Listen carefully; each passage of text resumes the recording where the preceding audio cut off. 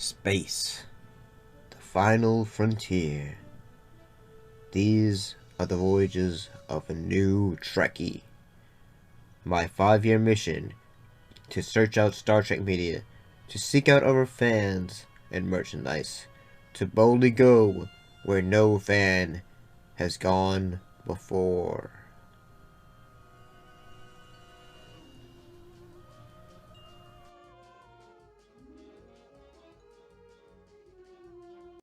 Greetings and salutations, how's everybody doing? So I'm back to talk about Star Trek The Next Generation, and this time we're talking about 2 episodes from the show. In this case, we're talking about the episode Battle, and another episode, Hide and Q. Let's talk about the first episode, which is The Battle.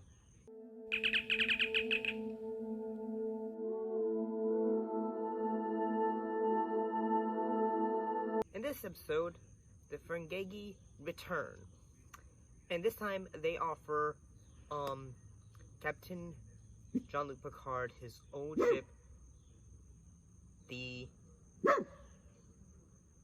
old ship that he used to do, his captain, and basically their whole deal is basically they want revenge for something that he indirectly caused. So basically, they use like a giant ball to try to say, okay, we will put you under our spell to make you do things you might not really think you're doing. And I gotta say, although this is the second appearance of the Trekkie, although that the makeup still is pretty good for the Trekkie, that I gotta say that their voices. In a deadly game of revenge. You murdered my only son. No. That the voices for the Trekkie, that they are actually, I'm gonna be honest, that they're kind of annoying, but mostly because they say it's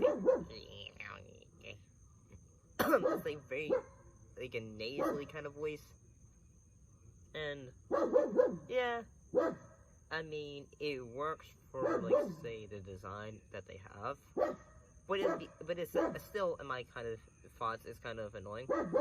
So in this episode, at times in this episode, Riker, he is given a bit of a as well as Beverly Crusher. Both of them are giving elevated roles to try to figure out, okay, what is going on with the captain. Like Picard, he at times has almost headaches or aneurysms because of the ball, and yeah, I mean sometimes this episode can be visually interesting, so we have that going on for it. And What's the cause of my headache? I haven't the slightest idea. An old enemy is playing tricks with the captain's mind. yeah, I gotta say at times, like say the episode looks visually nice, looks pretty cool to look at. The like say some of the themes of it is like say remembrance of the past, and like say Picard, like he's remembering his old ship, and some like things like that, like not like like remembering the past and like your views on it. That's actually pretty good ideas for Star Trek. So yeah, I actually think this episode holds up pretty well. So let's go ahead and talk about the next episode, which is Hide and Q.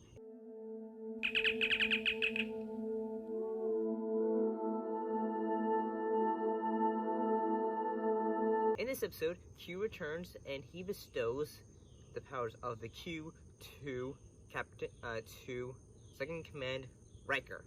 And yeah, I think this episode is actually pretty good. John Delancey, he returns as Q, and he does a great job. He is still very charming. Can any of you stay alive? And like the character of Q. And yeah, basically what happens is basically he beams down certain crewmen of the Enterprise down below, and basically they kind of have to play a hide and seek with like basically like alien soldiers wearing like say World War II or 1 uniforms. challenged once again by the dreaded Q. And basically, like, say, Riker is getting the powers of the Q, so basically he can do the same thing Q can do. Tempting Commander Riker with extraordinary power. Are you strong? And it's pretty cool, honestly. It looks pretty cool. Visually, it's, like, say, like, an idea of, like, say, can power corrupt in a way?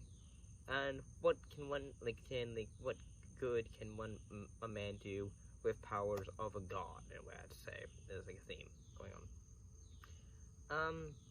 And yeah, like, say, it's certain, basically Riker is being tempted to use the powers, so then basically the Qs can say, like, hey, Q, you did a good job, you have tempted humanity, and all that. So, good job, and all that. And yeah, so instead of, like, you know, him annoying, Picard, he's annoying Riker. And, yeah, actually, really think that, like, say, Q is, honestly, a pretty cool character. I think he is entertaining. And, I mean, he can be annoying, but it's part of his character. He can be, like, this mischievous character. And I think it's pretty cool. The acting for this episode is actually pretty good. Say at one point he is granting wishes to, like, to certain members of the crew. Like, say, heck, even Wesley says, like, I want to be older. Like, we all know that Data wants to be human, and as well as, like, say, Worf is wanting a mate, but that's what he's given.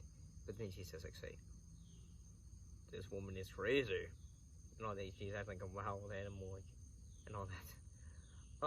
So yeah, I gotta say this episode pretty good. Honestly, what do you guys think of this? Both of these two episodes? You think they're good? You think they're bad? Put your thoughts and those comments down below. Let me know. And as always, thanks for watching, and I will see you next time. Yes, I know it's kind of dark out here. Yeah, I gotta do some yard work. See you later.